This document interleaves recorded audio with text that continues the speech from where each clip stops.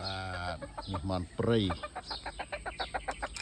បង្ហាត់វាហើយឲ្យវាស្គាល់ខ្សែចងជើងនេះខ្សែឆ្នៃខ្លួនឯងតែសាមញ្ញ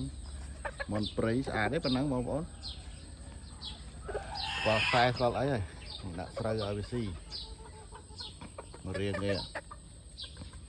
អូឯងបបលេងផងនឹងដើរឆ្ងាយចឹងចាប់ចងជើងនៅនេះឯងនេះប្រហែលជាចិត្តចូលឆ្នាំឯងបានលេងបានតាក់ព្រៃបានព្រោះវានៅក្មេងឡើយទៅចេះល្ងាវរៀងទេអានេះបញ្ជាក់បងប្អូនមេព្រៃប៉ុន្តែបាមកឈាមព្រៃមកឈាមក្នុងស្រុក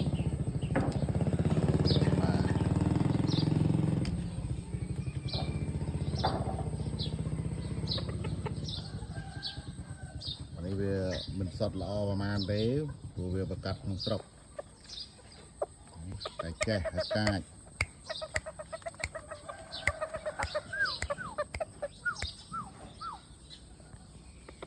ស្រូវបដោះវាឆ្ងាញ់ណា